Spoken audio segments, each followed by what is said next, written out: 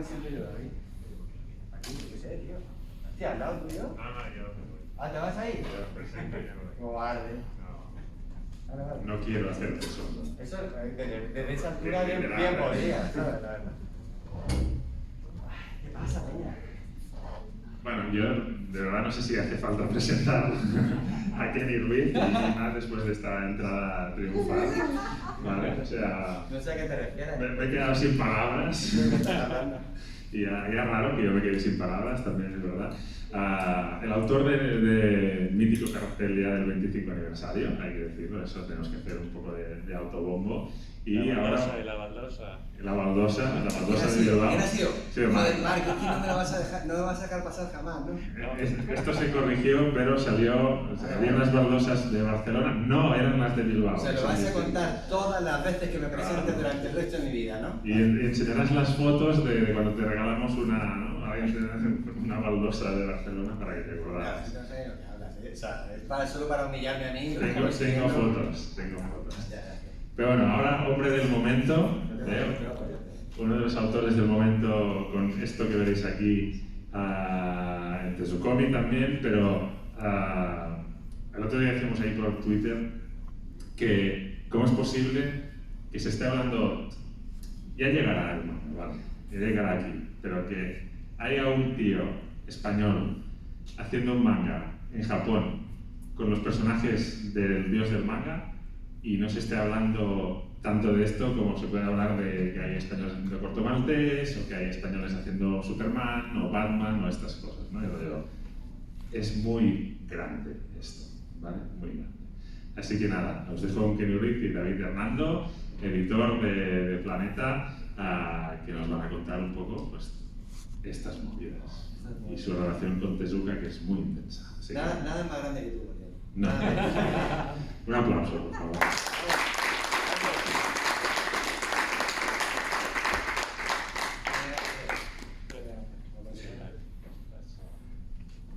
Para empezar, por comentar que nos ha comentado que viene de Team Phoenix, ahora con lo y seguimos.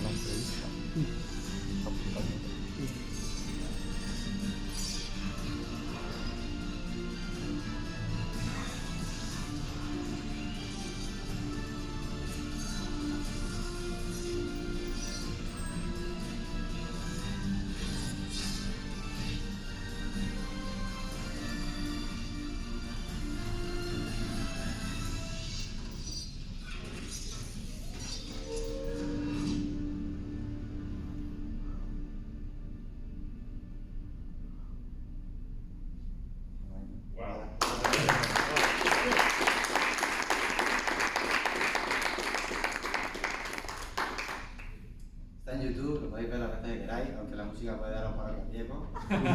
Recomiendo que os lo dosifiquéis, por favor. Vamos a ver. Sí, por favor, pero no sé qué es. Si es un vídeo que salgo yo desnudo, estaría bien que me avisaras, ¿sabes? Mejor aún.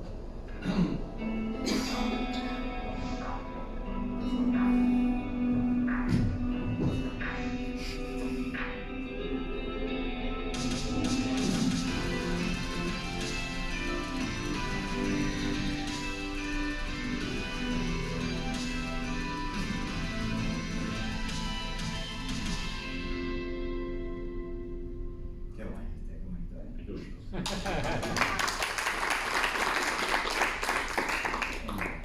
¿no? Sí, me gusta mucho. Tezukomi, ¿no? Que es el germen de donde nace todo lo de Team Phoenix. Y obviamente desde Micro Magazine, ¿no? Y Tezuka Productions ha llevado a cabo los 18 volúmenes en Japón con autores españoles e internacionales, y a través de un acuerdo, ¿no? Que, como sabéis, desde Planeta Comics estamos publicando toda la biblioteca de Osamu Tezuka en una colección uniforme, unificada, con muchísimo material inédito que va saliendo y más todavía que queda por anunciar, porque aquellos que estuvisteis en esta presentación de novedades ayer, anunciamos un par más, pero hay mucho más que todavía no hemos anunciado, que parezca mentira que queden cosas para anunciar después de la matada que dimos ayer. Pero con Tezukomic lo que llevamos a cabo es un acuerdo con Tezuka Productions de llevar a cabo una selección en 3 volúmenes, con un asesoramiento que hicimos con ellos muy al detalle, para llevar a cabo todas las historias de autores españoles que han publicado en Tezukomic y una selección de aquellas historias de autores internacionales en 3 volúmenes, el primero y el segundo que ya están a la venta, con portadas además exclusivas para nuestro mercado de Paco Roca y de Miguel Anxo Prado, que queríamos contar con autores que no estuvieran en interiores, pero que pudieran dar su versión y su visión del maestro. Y el tercero saldrá en el primer trimestre del año que viene, con portada de Jaime Martín, que ya está anunciado, si no me han querido dar No, ya está. Vale. Pero se ha explicado bien. Sí. No, bueno. Entonces, a raíz de aquí nace Team Phoenix, y que, como decía Uriol, es un hito histórico. Creo que en nuestra época, a los viejunos de los superhéroes, cuando empezamos con Marvel y tal, Pacheco empezaba a publicar en Marvel UK, luego en Marvel USA, y decíamos, hostia, esto es lo más, ¿no? Podría ser equivalente, incluso muchísimo más complicado, muchísimo más difícil, desde mi punto de vista. Porque llegar a pasar eso a publicar allí, y encima no es que publiques allí, es que ya publicas historias de personajes de Tezuka. Es fuerte. Y claro, Uriol ha comentado, ya llegará, ¿no? Se nota que se perdió nuestra presentación ayer, porque con las novedades de Planeta, entre todas las que anunciamos, pero había un montón, anunciamos que Team Phoenix va a llegar a la mano del Planeta Comics el año que viene. Va a llegar de 2 maneras, y las dos a la vez. Esto es muy grande. En marzo, porque la publicación Planeta Manga, no sé si la conocéis, pero es una publicación que empezó hace 2 años con autores nacionales, pasa a partir del año que viene a ser bimestral, ¿vale? Era trimestral hasta ahora, la vamos a pasar a bimestral. Eso provoca que el número 11 salga a la venta en marzo, y es ahí donde la portada que habéis visto de la revista japonesa será la portada de Planeta Manga número 11, donde incluiremos las primeras páginas de Team Phoenix, dado que con la posibilidad que nos da Planeta Manga de ser un megáfono absoluto para dar a conocer esta obra, publicaremos ahí las primeras páginas, incluido lleva color, y al mismo tiempo, el mismo mes, tendréis disponible el primer tomo. ¿Eso meter las páginas a color también? Qué guapo, ¿no? Está guapísimo. O sea, a mí me está emocionando un poco, ¿sabes? Era la idea. Lo han conseguido, muy bien. Es una pasada. Y eso, y a partir de ahí, pues más o menos los 137 tomos, ¿no?, que tienes planificado. 187, hemos estado hablando hace y yo, hemos tenido una reunión, hemos llegado a 183. Llegamos, lo tenemos todo calculadísimo. Pues ya hablaremos tú y yo y llegamos a los Ya, 4 pues, personas, ¿vale? me han preguntado hoy justo si tenías planeado publicar toda la serie. Yo he contestado que mientras que yo sobreviva, creo que tú vas a estar ahí. Esa es mi opinión, o sea, no sé. Porque sobreviva el ritmo que te ponen en Japón de esto. Sí, esto es un libro, pero bueno, va, voy a sobrevivir, no te preocupes. Luego va a hacerme la víctima, pero voy a sobrevivir seguro. No iría a sentarte, ¿eh? Sí. Tengo un público fácil. Tengo todo el chiste pillado, Dentro de este mini chiqui resumen que he hecho, con tal de haber hablado ya al principio de la tabla. No, pero lo has hecho muy bien. No tengo nada que decir. Pues podemos ir. Cuéntanos todo el fragmento de esto desde Tezukomi. Bueno, no sé, es que lo has explicado muy guay. Tezukomi fue un proyecto súper pionero y muy ambicioso por parte de Tezuka Production, porque entregaba personajes que algunos sí eran muy populares y otros nunca se habían reversionado a autores japoneses actuales para edición una revisión, y eso era muy interesante. Y Frédéric Toulemont, que es nuestro francés favorito, que está allí, así que lo podéis odiar o amar, amarlo por favor. Se empeñó mucho y muy fuerte en que hubiese un autor europeo invitado en cada capítulo. A mí me consta que no fue fácil porque era como una especie de darle algo muy querido por el público japonés que conocían perfectamente a autores occidentales que no saben muy bien qué íbamos a hacer, ¿no? Pero la verdad es que Frederik hizo una especie de selección de, yo qué sé, como, no sé si habéis visto What If, es un poco como el Watcher pillando los Vengadores del multiverso. Pues un poco hizo eso Fred y se recorrió todos los festivales y buscando su casting de autores del manga europeo. Y la verdad que hizo una selección que yo creo que no se puede hacer mejor, excepto por mí, que me había colado ahí por la gente.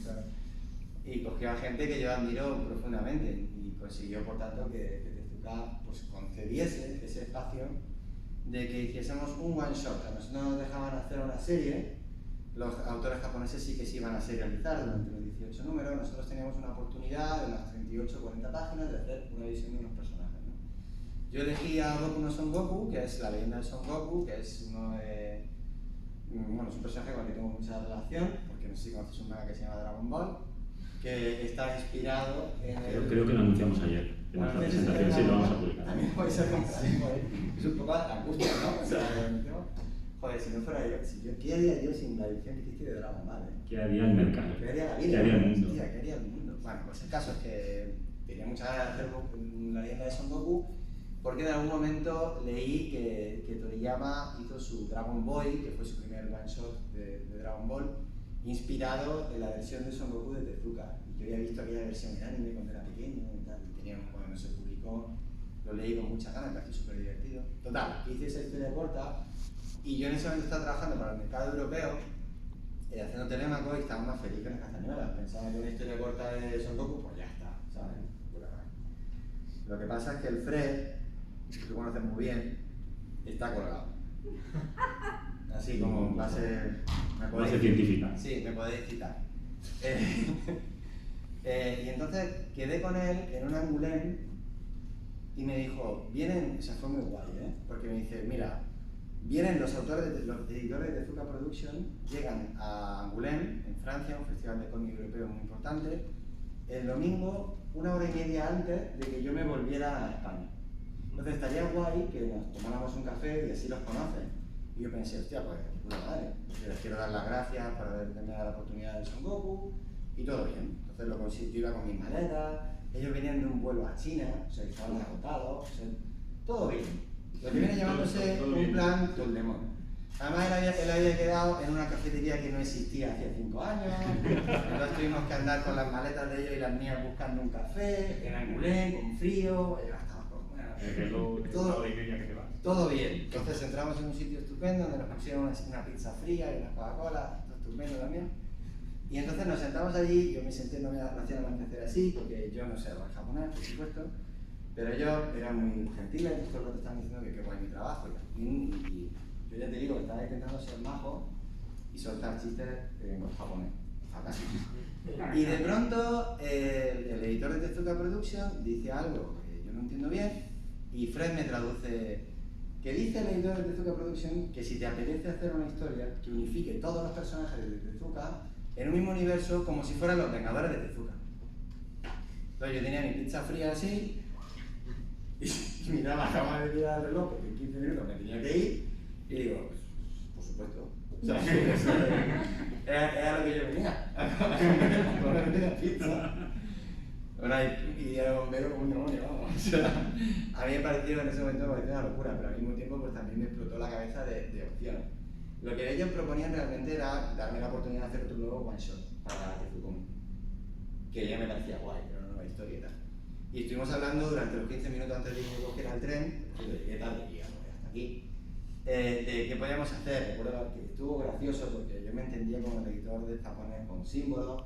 Le hice algo como los 7 samuráis, entonces le dibujé la bandera de los 7 samuráis con las manos y él me entendió, pero Fred no, o sea, bueno, me corre, o sea, tenéis que haberlo visto, vale. Parecía los In Translation, pero con acento andaluz.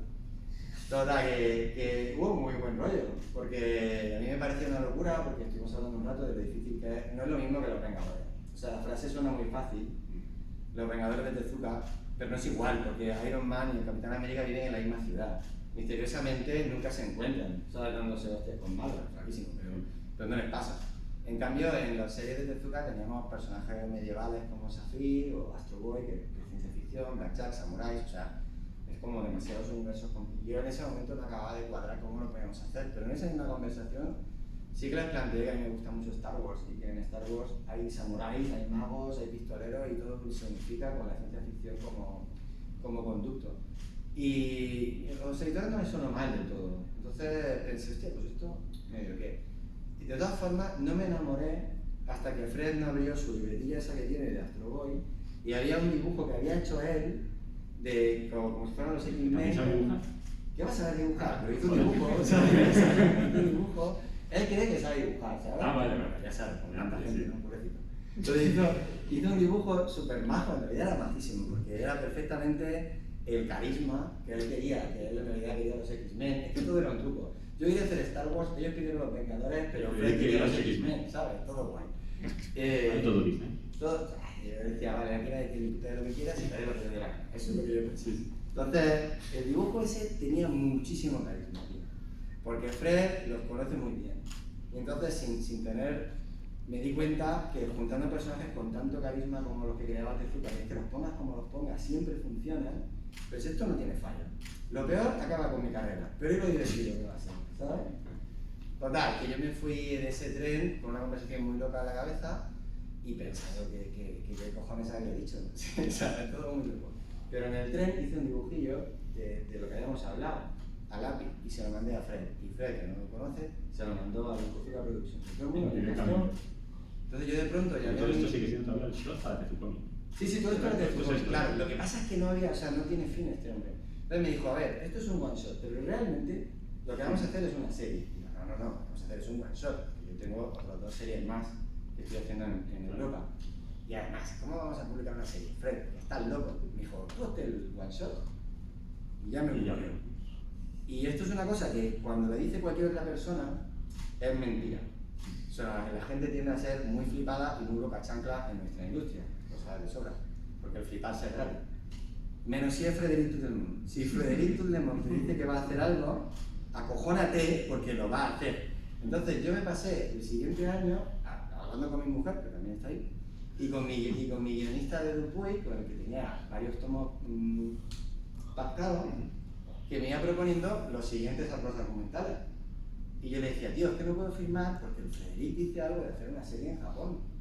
Y él me decía, bueno, pero eso no va a salir. Y decía, ya, es verdad, no va a salir. Entonces, pero yo iba ahí como haciendo todo a la vez. Frederic me pedía guiones, diseños, era muy divertido, entonces lo hacía en mi tiempo parcial.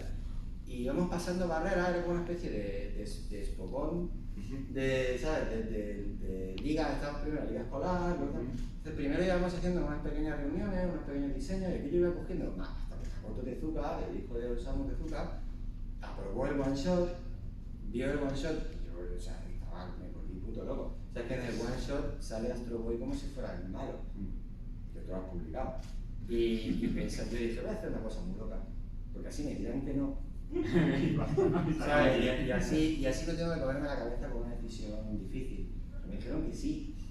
¿Sabes? Entonces, ¿sabes? La bola de Indiana Jones seguía cayendo y yo seguía corriendo como que es mi vida. ¿Sabes? Es la metáfora de mi vida. Entonces, todo iba saliendo misteriosa e irreversiblemente bien. Entonces, llegó un momento muy extraño en el cual el one shot se lo enseñó Fred a Akita Shoten, la editorial que publica la revista Champion, y yo decía, bueno, aquí ya está, porque yo ya había estado en editores japoneses de revistas grandes como la Champion, intentando defender mi trabajo, y me habían dado tantas hostias que no me quedaba cara. Entonces, imaginaba que ese era el fin del viaje. Pero entonces Fred me dijo, oye, que les ha encantado y que vamos a hacer una serie. Y entonces no sabía qué sentir. Claro, de pronto todo aquello que era como muy gracioso, de pronto no tiene ni puta gracia, ¿sabes? Porque era de verdad. Íbamos a hacer una serie con todo lo que yo llevaba varios capítulos de NEM, de storyboard avanzado, y a mí me gustaba mucho hacerlo, pero daba muchísimo miedo. Pero son personajes a los que todo el mundo ama muchísimo. Y en aquel momento se había hecho de verdad.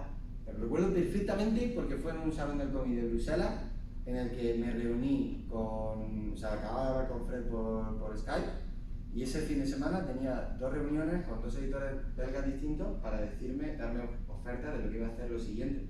Y es que esto está hecho así. O sea, cuando la mayor parte de mi vida no me ha querido nadie. Y hubo un fin de semana que me quería todo el mundo. O sea, tenía guapo subido o lo que sea, y todo el mundo quería reunirse conmigo. Y fue estaba estresadísimo, porque decía, tío, es que nos pedís una cosa muy bonita, agradezco mucho los halagos, pero es que he dicho que sí a otra chica, ¿sabes? O sea, como muy, que, no sé, fue todo... ¿Eso cuándo fue más o menos? ¿Sabes? septiembre del 19, ¿no? ¿Fred? Yo creo que septiembre del 19. Total, que rechacé todo lo que había ofrecido la gente de Dupuy y de Cana y volví a España para escribirle a Fred y decirle, bueno, tío, vamos a hacer una cosa que nadie ha hecho nunca y que consideraba imposible, pero lo que pasa es que solo es muy difícil. Y desde entonces pues empezamos a trabajar en esto y efectivamente es muy difícil, pero no es imposible porque hemos sobrevivido hasta aquí. Así que, pero todo ha sido así, todo ha sido o sea, nos va mejor porque no conocemos que porque seamos valientes, ¿sabes? Es más porque realmente no tenemos, no sé, no nos planteamos la posibilidad de fallar. Y misteriosamente está funcionando. ¿Qué periodicidad vas publicando? Sale un capítulo al mes en la Champion y va variando de cantidad de páginas. Y los primeros capítulos fueron de 50 páginas para arrancar fuerte de la historia y rápido. Y en el segundo tomo están siendo de 38 o 34 páginas. Está guay, se puede hacer. Lo que pasa sobre todo es que tenemos que trabajar con mucha antelación porque como tenemos que tener la validación de Tezuka Production sobre cada línea que escribimos. Fred tiene un montón de reuniones, bueno, aparte de hacer el trabajo, hay mucho trabajo. Porque yo lo escribo en español, Fred tiene que traducirlo al japonés con Nana, que es nuestra traductora, que vive en China. Eso se presenta a Champion lo aprueba y después Tezuka Production tiene que dar su ok.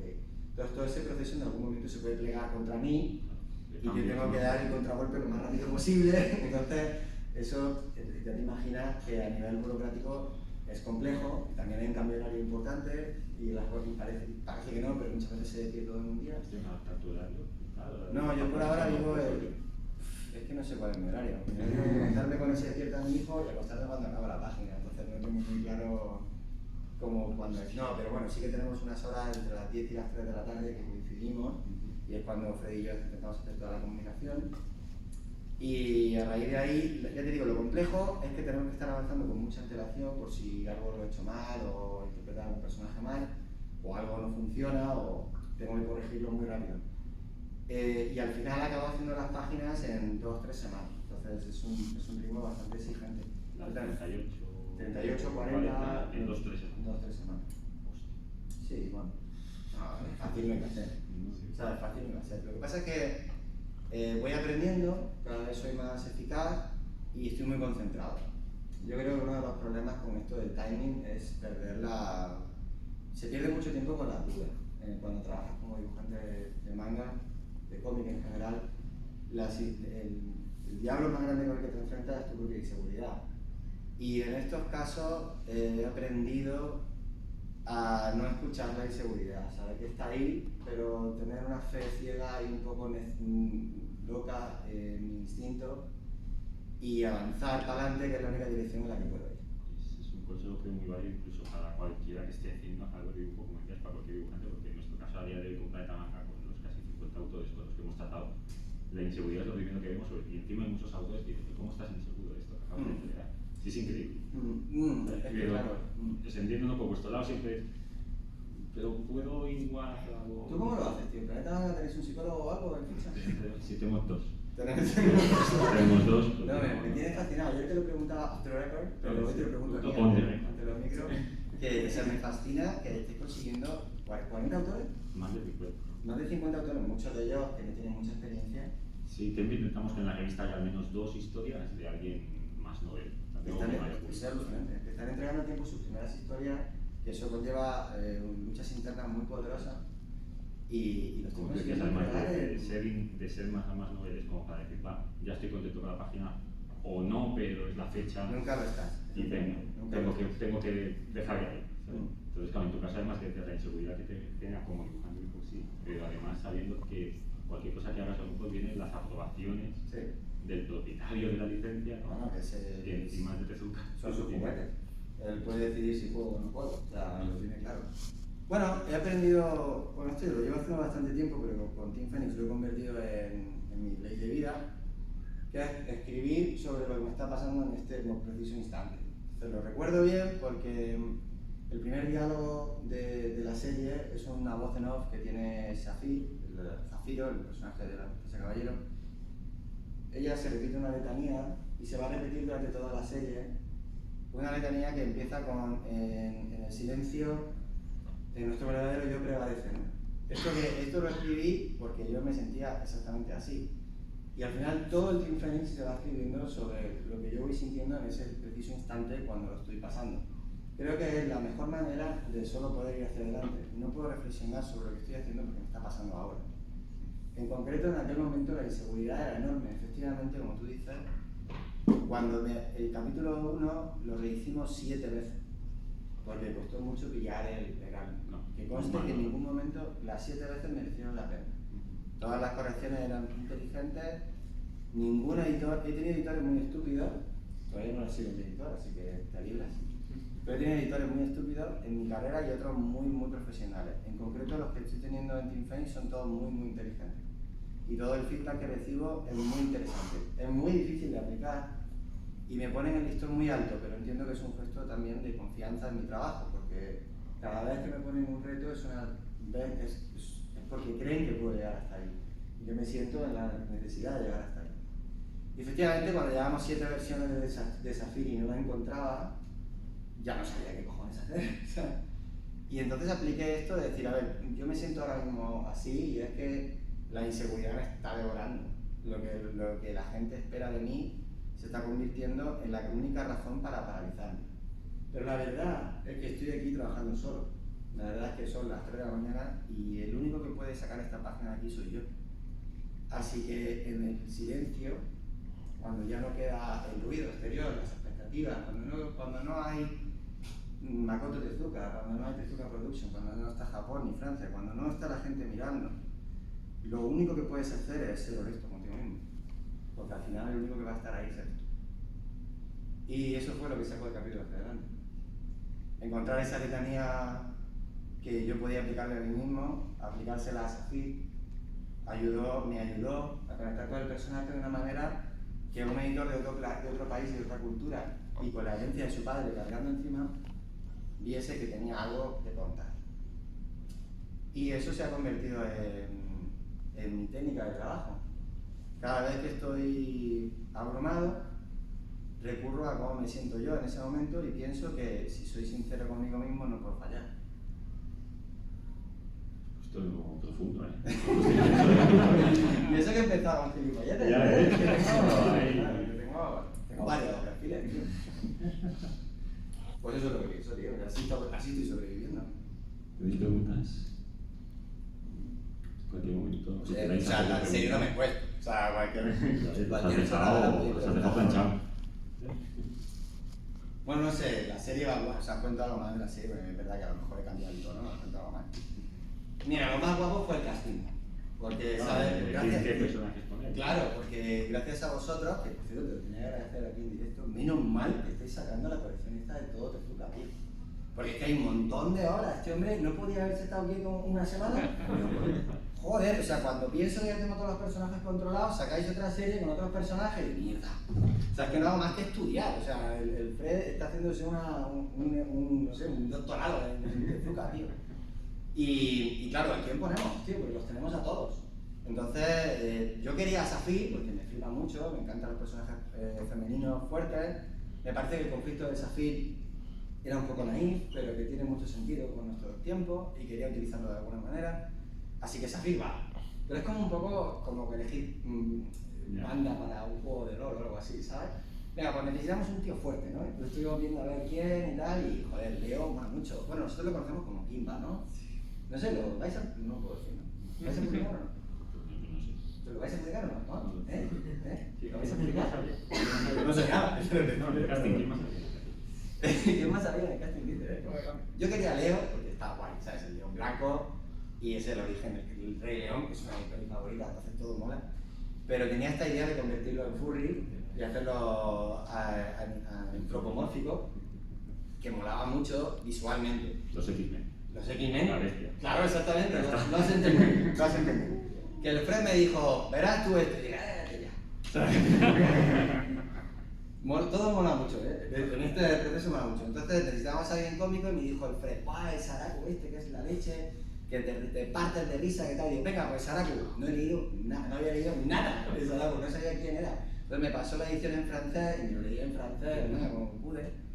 Pero digo, bueno, pues este tío, porque en realidad como equipo contrastaba guay, ¿sabes? Tenemos unos chiquitillos fuertes y tal. Así que pues hasta ahí, venga, podemos empezar por aquí, ¿no? Pero claro, necesitamos a Blackjack, o sea, tiene que estar Blackjack, no basta. Pero ¿y cómo meto a Blackjack? Bueno, no sé, una pasada. Y yo me enamoré muy fuerte de un personaje muy poco popular en Europa que se llama Midnight, que es un taxista. Y hizo unas historias como de género negro, muy de Tokio, el Tokio profundo, ¿no? Es un tío que va en su taxi y se va metiendo en... Hay capítulos de todo, porque Tezuka hacía eso, ¿no? Que era lo mismo 880. Y te hacía un capítulo de humor, y otro de yakuzas, y otro de movía. De pronto el taxi tenía gadgets como si fuera un coche de James Bond, eso es un poco loco. Pero tenía una atmósfera muy chula y pensé que sería muy guay como tándem de Blackjack. Pero se me empezaba a llenar el line-up de demasiados tíos duros. Así que dije, pues esto lo convertimos en chica. Y Midnight, mi versión de Midnight ahora va a ser una chica. Y Fred me dijo, verás tú esto. Sí, claro, estaba pensando la aprobación ahí. No, pero moló mogollón, porque yo lo pedí como una cuestión estética para que el grupo fuera más heterogéneo, y Fred hizo una investigación profunda hasta que encontró una razón lógica y orgánica para que nuestro meeting sea una chica. Y mola que te cagas. Pero es todo proceso de la vorágine esta, ¿sabes? Nada en Team Phoenix aparece por la preparación, sino todo es como una especie de sucesos que van enganchándose unos con otros, y es muy divertido encontrar las conexiones, ¿no? Y es muy guay. Cuando él le encanta un personaje que se llama Futureman Chaos, que tampoco está publicado todavía, que nosotros sepamos. El planeta... Ya anunciamos en su momento que vamos a publicar todo. O sea, que en algún momento... O sea, todo Tezuka se va a estar publicado Tezuka hasta que muramos todos. Sí. Claro. Pues el caso es que esa serie yo no la he visto en la vida, pero es el manga que hizo Tezuka cuando vio Star Wars. Mola mogollón, la cronología de Tezuka mola un montón porque puedes ver las segundas películas que vio.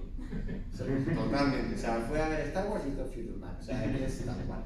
Fue a ver Metrópolis y hizo Metrópolis, no tiene fallo. Y el caso es que, me cago, o sea, es un video de Tezuka inspirado en Star Wars, lo tenemos que meter. Y mola mucho porque es como, vale, esta es la historia que tenemos, es esta, pero ahora tiene que aparecer este personaje. Entonces tienes que encontrar la manera orgánica de que todo eso te dirija a ese personaje y te lleve hacia los demás.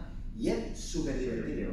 Súper divertido. Es como si me fueras entregando personajes nuevos y yo tengo que romperme el coco para que entren de manera que encajen. Y además mola porque es como que a priori nunca encajan, pero esa es justa la razón por la cual hay que encajarlo. Y al final siempre lo conseguimos, tío. Mola mucho. O sea, me estoy pasando que te cagas.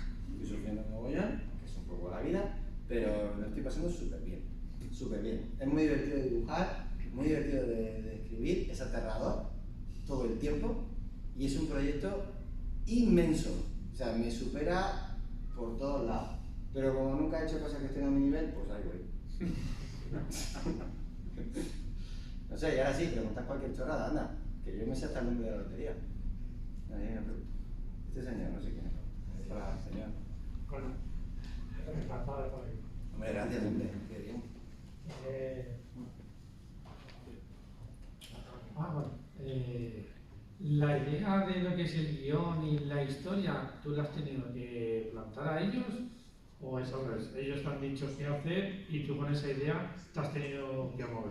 No, ellos nunca me dicen, ellos, ese ente vigilante de la galaxia, ¿sabes? Ese tribunal galáctico, ellos nunca me dicen qué hacer, todo lo contrario, tío. Yo creo que hasta ahora lo más guay que estoy disfrutando es que están abiertos a que yo proponga cosas. Si mola, se queda. ¿Sabes? Si ellos dicen Kakoi, Fran me lo dice todo el rato, ¿no? Es así, ¿no? Kakoi. Si es Kakoi, para adelante, si no, pues que te dé. O sea, digamos que la actitud no es totalmente opuesta, yo creo, a como sería en el cómic americano, donde hay unos carriles muy concretos, ¿no? También es verdad que como es la primera vez que se hace esto, yo creo que ellos tampoco tienen ni idea de lo que están haciendo, ¿sabes? Pero yo siempre he pensado que la ausencia de poder es una oportunidad para derrocar el poder. Entonces, esto es mi juego. O sea, como yo propongo cosas muy locas. He tenido, de estas 7 versiones que he tenido que tirar, ha habido versiones que cuando las estaba haciendo ya decía, esto me va a pero sí he venido a jugar, ¿sabes? Entonces yo hago la versión más flipante, ¿no? La que a mí me mola y la que es completamente mi capricho, pero tengo que estar preparado para el contragolpe y asumir que muchas cosas puede que no entren. Entonces aquí es donde entra un poco la agilidad a la hora de hacer NEM, hacer de storyboard, ellos lo llaman NEM, esto de hacer storyboard y guión al mismo tiempo. Y cuando me echan una idea abajo, normalmente viene con un feedback bastante preciso de por qué no funciona. Entonces yo tengo que pillar toda esa información y hacer otra versión lo más rápido posible. Y en esa especie de ten content es donde realmente aparece la versión. Pero la primera idea siempre es cosa mía. Y nunca me han impuesto nada. La verdad que hay mucha leyenda con el editor japonés, ¿no? Es verdad que se preocupan muchísimo de cosas que los editores occidentales ni siquiera saben que existen. Y hacen un feedback muy preciso, pero no son... O yo no siento, o he tenido mucha suerte con mis editores, pero no siento que sean para nada controladores. Todo lo que yo quiero contar les parece bien, lo importante es que aprenda a contarlo de la manera más eficiente. ¿Me he explicado, no? No sé. Otra cosa, va, que me la sé todas. Pero a ver, vais de niños fan, no tenéis problemas. Somos niños ratas. Dos preguntas. Una es si aceptas sugerencias para casting de personajes futuros. ¿Podrías hacer algún tipo de encuesta o concurso o algo? Esto lo hago extensivo. Claro, con Fred, a mí que me A Fred, para, yo quiero que ponga, yo qué sé, a Buda de personaje, por decir algo. Sería guay meter a Buda ahí. Molaría, ¿no? O sea, yo qué sé, o a uno que a mí me gusta mucho, el de Rainbow Parakit, me parece que daría mucho juego. Pero bueno, eso ya te lo dejo. No me has desencaminado tú, ¿eh? Ah, No, un casinero, ¿eh? Ajá. Y bueno, esta, si quieres contestarla, si me queda contestada. Sí, no, nada, ya contesto, no pasa nada. Y la segunda es que hace 3 años, 2, bueno, no sé, aparte de 3, tuvimos aquí a Makoto Tezuka, el hijo, 2 años. Bueno, el de tu cartel, sí. Sí, sí. Ese año, el año de ¿Me lo presentaste tú? Correcto. Sí. Bueno, yo entiendo, o sea, para mí Makoto Tezuka, antes de conocerlo en persona, había leído algunos textos de él, sobre todo el epílogo de Pluto de Urasawa, que se le veía un tío muy duro y muy exigente y muy incluso prepotente hasta cierto punto. Pero luego en persona, cuando lo conocimos aquí, fue un tío encantador, solícito, maravilloso en todos los sentidos, todo un caballero. ¿Cuál faceta de Makoto conoces tú? A ese no me he centrado.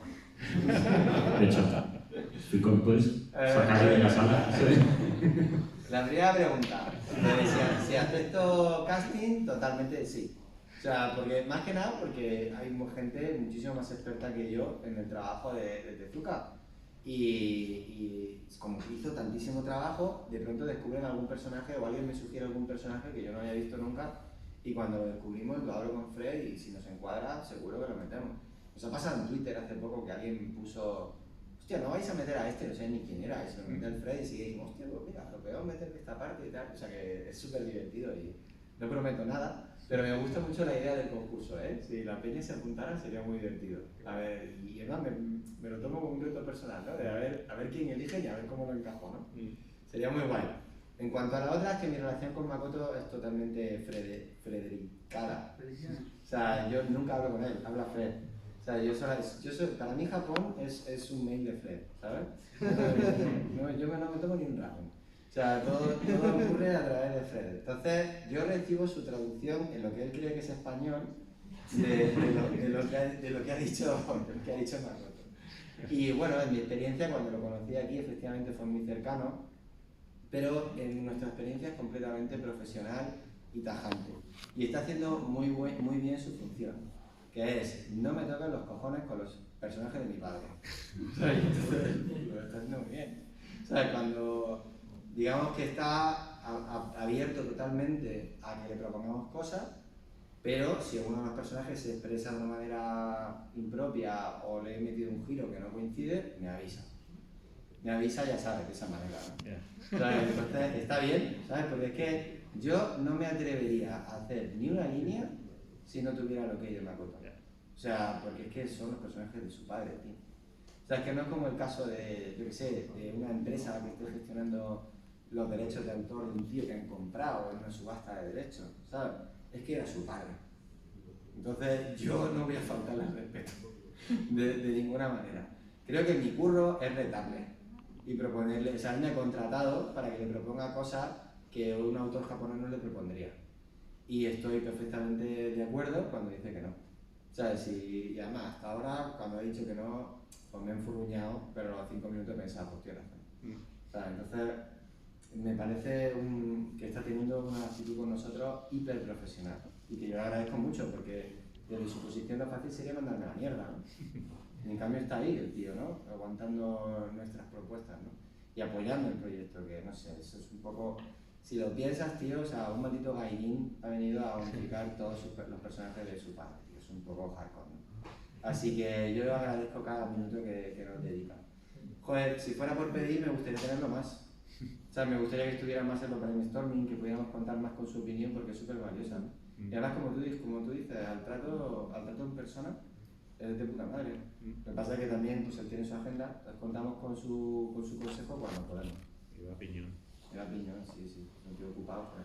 Pero vamos, guay, no sé, luego le preguntas a Fred a ver qué te dice. Sí, Pero un par de letras. él lo sabe, yo no. Después Yo un no. par de Bueno, luego por letras. otra parte, o sea, Makoto tiene toda una empresa, ¿no? Nosotros tratamos con el señor Ishiwata-san, que es el que... ¿Lo he dicho bien? ¿Ishiwata-san? Ishibata-san, que es el representante de Tezuka Production en este aspecto, entonces tratamos mucho con él también. Pero vamos, todo el mundo está trabajando, tío, alucinantemente profesional, es una pasada.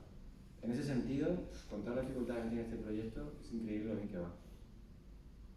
¿Te he contestado ya? Sí. El niño rata este. Puto malo, ¿no? Ponte de pie, no te veo. No hace falta, están hartos de verme. Has hablado mucho del feedback de tu editor y el feedback del público en Japón, porque si dices que estás ahí temeroso, feedback de Japón, ¿qué? Pues yo iba acojonado, te lo digo de verdad, ¿eh? O sea, no te lo puedo decir con palabras menos molestas porque no hay ninguna que describa mejor cómo me siento en el día a día que acojonado. Lo que pasa, entonces me fío de Fred. Yo no tengo muchas redes sociales, ahora me he obligado a hacerme Twitter, pero casi no lo uso. Y nunca he querido leer opiniones del público en general, y mucho menos en las redes sociales, porque creo que no es productivo. Pero en esto tengo mucha curiosidad, entonces estoy todo el rato preguntando a ver qué pasa. Lo que recibimos hasta ahora es bastante bueno, pero recibimos poco. O sea, mi opinión es, me hubiera gustado que se paralizaran los trenes para hablar de Team Phoenix, ¿sabes? Que saliera en las noticias, que la gente hiciera fiesta en el colegio para ir a comprar el ejemplar, ¿sabes? Eso es lo que yo quería. Y por lo que sea, pues no ha pasado. O sea, no lo entiendo. Entonces, por ahora, las opiniones que tenemos son algunas muy entusiastas con algunas cosas, que está guay, hay mucha gente encantada con mi versión de Leo, mucho furry que le ha flipado, que estoy feliz con eso. Y mucha gente que le ha gustado Safir, bueno, esto me dice Fred, a lo mejor me está mintiendo, Y luego tenemos pues, la típica, lo que es totalmente respetable, de gente muy fan de Tezuka, que le parece un sacrilegio lo que estoy haciendo. Que como es verdad, pues lo entiendo. O sea, entonces, por ahora, ni frío ni calor. No me han cortado la serie, con lo cual entiendo que bien. Bueno, si llega el anime algún día. Si Llega la noche, no hables en un futuro posible, nosotros solo hacemos planes. No, una segunda pregunta. Tu relación con la obra de Tezuka, que la conocías perfectamente, ¿cómo ha cambiado ahora? ¿No? Pues ahora ya no es una relación, ahora es una relación tóxica. Antes era amor y ahora es una cuestión de dependencia. A ver, yo antes me leía los temas de Tezuka y me lo pasaba muy bien. Y me partía de risa, ¿sabes? Porque decía, joder, está colgado, ¿eh? ¿Sabes?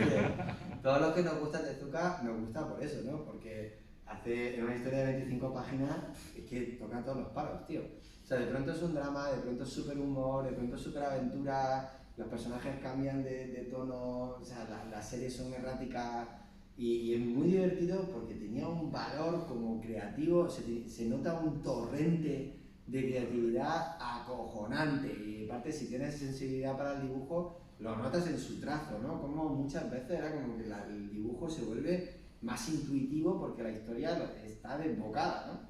Entonces eso como lector es fascinante y es imposible no leerse una historia de Tezuka y quedártela en la cabeza durante varias semanas. Pero ahora, cuando la leo, no la estoy leyendo, la estoy estudiando. Estoy intentando encontrar cuál es el puto corazón de este personaje. O sea, es muy difícil entender cómo es un personaje leyéndolo hoy cuando lo estuvo trabajando durante 20 años.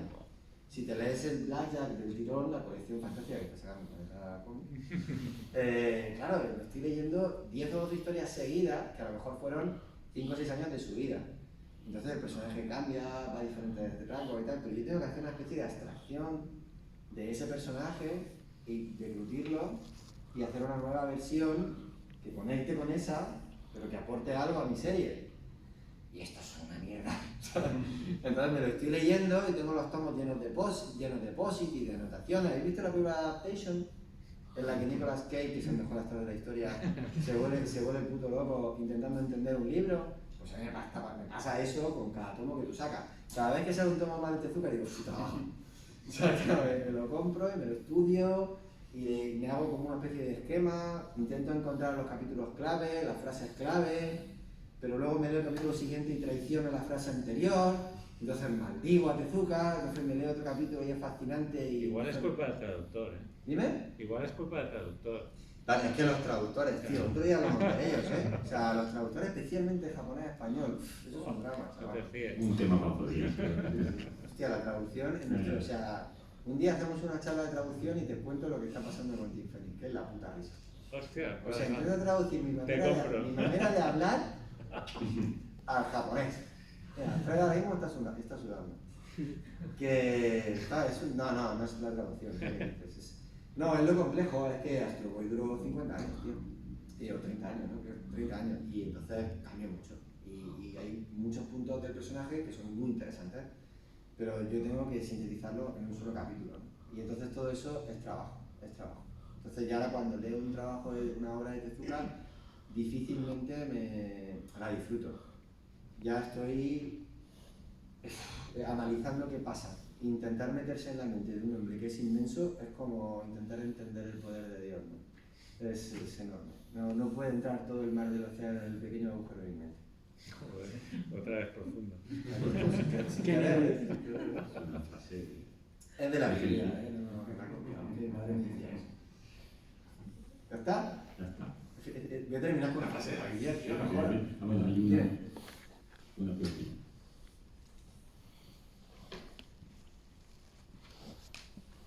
Si se puede saber, ¿hay algún personaje que te haya dicho, no, este no se toca?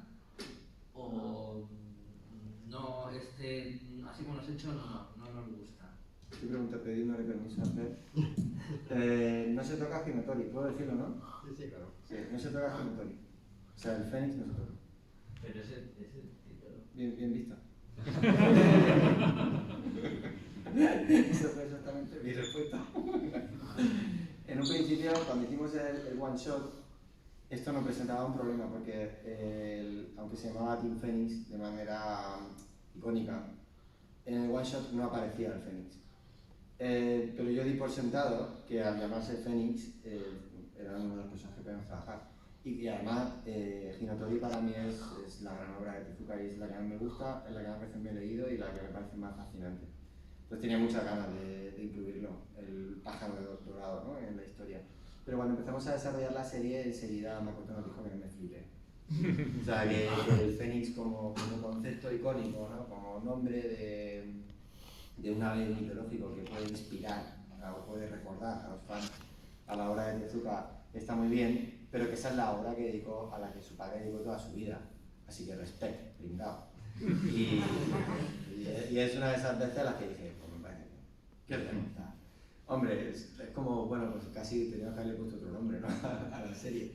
Pero bueno, ya estábamos en el lado y dije, pues está bien también. O sea, me parece bien que haga el título haga una cita yo creo que a la obra que define la magnificencia, ¿no? de Tezuka, pero no tener que meterme directamente a trabajar con ese personaje que era tan importante para él. O sea, me parece bien. Entonces, tuve que cambiarlo, fue un poco repentino, pero gracias a, fíjate tío, todo eso, estoy aprendiendo mucho, que la vida es muy guay. Todo eso a priori fue un gran problema durante 24 horas, que es el tiempo que tuve para pensar en ello. Pero me dio la oportunidad de crear a Fai, que es el único personaje que yo he creado, totalmente original para la serie, y que desempeña el rol que yo había planeado originalmente para el Fénix. Entonces, gracias a eso, tengo un personaje mío dentro de toda esta historia que de alguna manera está inspirado por lo que es el Fénix, pero no es el Fénix. Y entonces creo que de alguna forma creo que es bonito. O sea, creo que es como lo que el Fénix me ha dejado a mí, sin tener que tocar algo tan sagrado para Makoto. De la muerte del Fénix ha surgido tu personaje. ¿Has visto? Es que es hasta por Oye. tipo.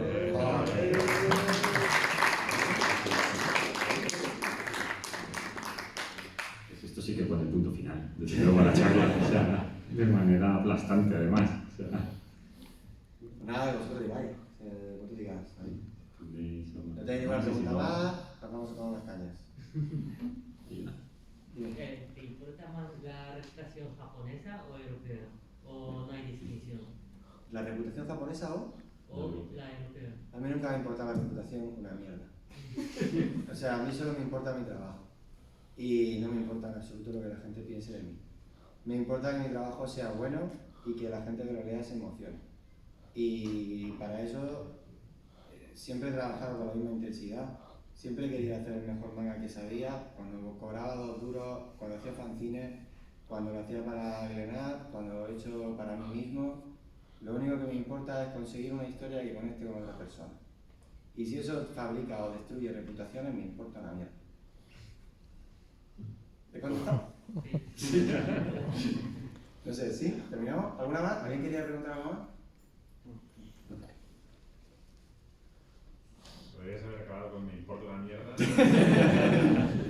que ya llevamos 2 o 3 clases de finales, pero viendo que puedo escribir lápidas cuando quiera, adelante.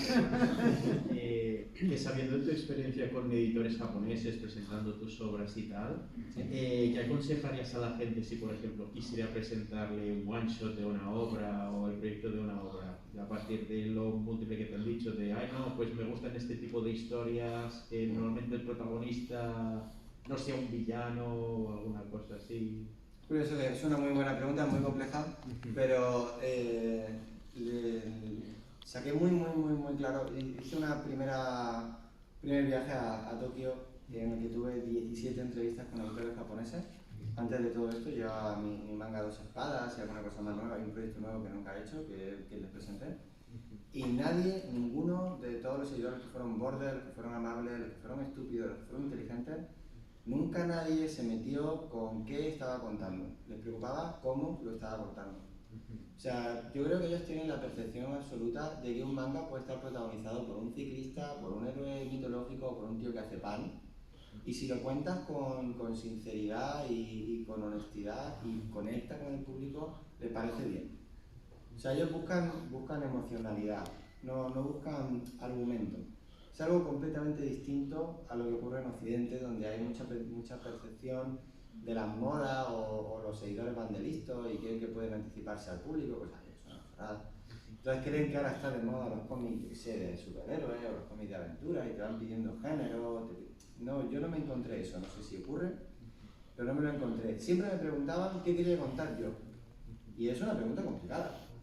¿Qué quieres contar tú con este manga? Me preguntaban qué tiene que ver conmigo este manga. Recuerdo que en el proyecto que yo llevaba, sugería que el protagonista podía ser de origen japonés, porque no me importaba y tal. Y mi tío me dijo, algunos me dijeron, ni de coña.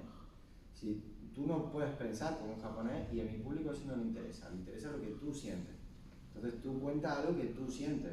Y si eso es de verdad, es honesto y consigues encontrarlo con honestidad, conectará con la gente. Así que lo que se preocupaban era de cómo lo contaban, que realmente haya, como consejo, esto es como más abstracto, como consejo práctico, está muy focalizado con que el primer capítulo presente muy claramente al personaje y el personaje protagonista tenga una muy clara herida y un muy claro plan para solucionarlo. yo te lo simplifico con el que voy a ser el mejor Hokage de todos los tiempos, ¿sabes? O sea, hay como, si te lo analizas, casi todos los primeros capítulos de los mangas tienen un momento en el que el personaje enuncia cuál es su objetivo vital, con una claridad pasmosa. Si consigues que en tu primer capítulo tu personaje tenga un momento así y sea emotivo, probablemente al editor japonés le interesará tu historia. ¿Y esto? Joder, os estoy animando, parece que no, pero... El lapidario, tío, muy bien, muy bien. Otra vez lapidario, que no falla. Sí, Es sí, que no sí. falla, Las- Te estoy haciendo titulares, te estoy haciendo tweets, que hay una velocidad que flipas, Hola, mira, te quería preguntar qué significa para ti que Team Phoenix lo publique en Planeta Cómic en España. No tendrá que ver con que eres la de prensa del planeta conmigo. ¿Lo has mandado WhatsApp? Te lo has dicho que lo pregunte. Pues mira, Nuria, me parece la hostia. Me parece súper guay. Me pone verdaderamente feliz, casi que me emociona. Porque cuando empieces con una cosa de esta, siempre confío en que en algún momento llegue a España, pero sinceramente pensaba que esperarían a que hubiera 3 tomos, a que fuera un puto éxito y Fred y yo estuviéramos forrados de billetes o algo así. Y el hecho de que la gente, tanto Dupuy en Bélgica como Planeta Cómic en España, estéis apostando por la serie, tan al principio no te puedo explicar la de combustible que me da. O sea, me da energía, tía. Me da energía porque tengo muchas ganas de que mis colegas lo puedan leer, de que la gente de cerca, de que el Marc me dé su opinión, de que la gente de aquí lo podáis leer. Y además que lo que estáis haciendo en Planeta Manga es apasionante. O sea, la peña, los que ya llevamos un tiempo en esto y estamos bastante calvos, tú no puedes, pero maldito. Pero Marc y yo lo sabemos. Somos muy conscientes de que lo de Planeta Manga va a marcar una generación. O sea, va a haber una generación de Planeta Manga. Está viendo una cantidad de autores que estáis descubriendo y que estáis apoyando, que dentro de 5 o 6 años lo van a estar muy petando y ellos tendrán como comunidad el que comenzaron en Planeta Manga. Y eso es muy la hostia. Que una editorial como Planeta haga ese esfuerzo económico y artístico que estáis haciendo vosotros es completamente inusual. O sea, en mi carrera lo he visto un par de veces y nunca con tanta intensidad. Y que me invitéis a formar parte de esto es lo mejor.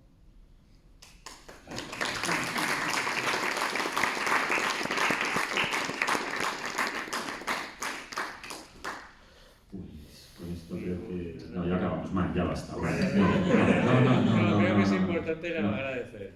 La versión a color, cuéntanos algo, tío.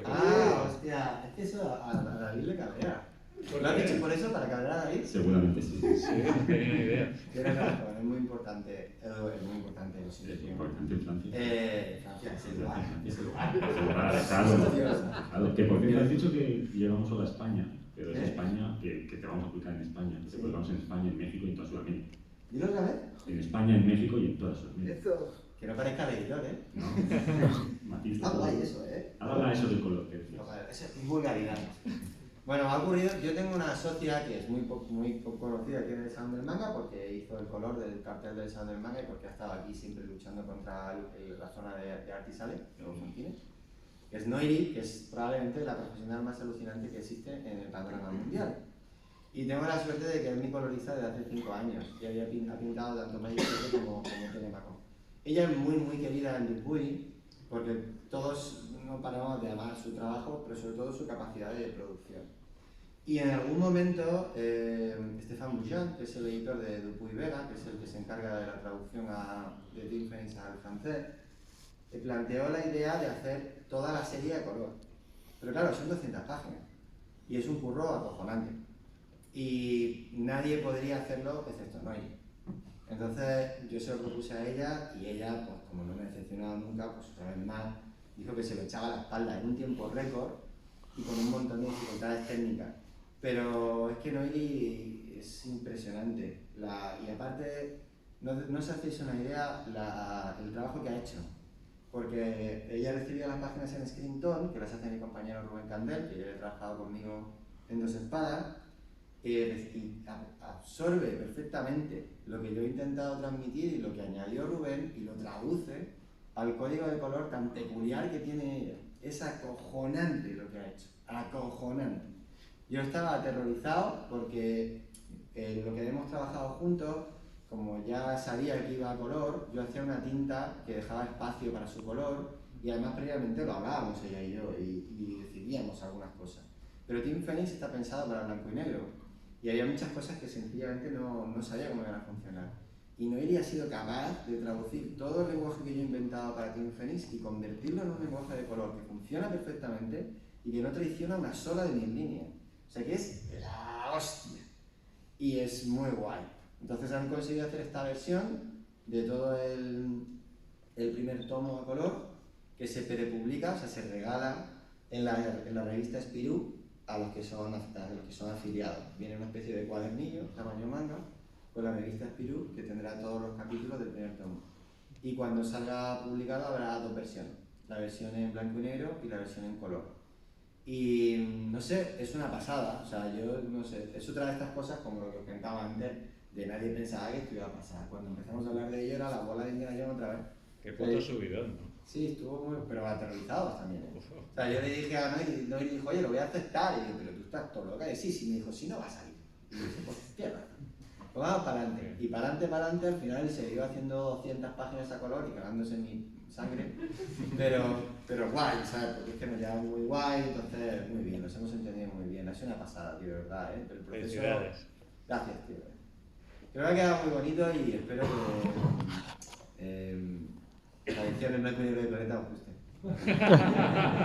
Para no acabar con una puñalada rápida, vamos a decir... No, espera. La edición va a ser como la versión japonesa, ¿no? Que queda mejor. La edición en tankubon japonesa, las 3 primeras páginas no van a color, van en grises, y vosotros vais a publicar las 4 primeras páginas que pintó Noiri originalmente para la edición de revista, las sacáis en revista. Y está guay. Nuestro tomo. Las migajas. No, a ver, está, o sea... Bueno, pues acabamos aquí, ¿no? Porque si vais a seguir en este palo, ¿sabes? Pues el tema del ruido, estáis dejándonos finos, ¿no? Que no, esto es una locura que hace el PUI, es un experimento, hasta ahora solo va a estar ahí, no sabemos cómo va a funcionar y yo espero que si funciona muy bien, pues Planeta Manga o en versión brutal. Esto es muy fácil. Compráis todos el primer tomo de Planeta Manga, agotáis la primera edición en una semana y luego decís que si sale con la de color, la agotaréis también. Entonces, cuando eso ocurra, pues seguro que la habéis lo comprado. Eso está hecho. Pre-order, es como si no. No sé, yo estoy muy contento con las dos versiones, tío, la verdad. Yo lo imagino en blanco y negro. Así que verlo en blanco y negro es lo correcto para mí. Verlo a color es un plus. ¿Ahora bien? Diría que sí. Ya está, ¿no? ¿A alguien le surge algo más en la vida? ¿Fred, quieres preguntar algo? Pues nada, muchísimas gracias, vale, a todos. Muchísimas gracias a Kenny, Team Phoenix. Un aplauso.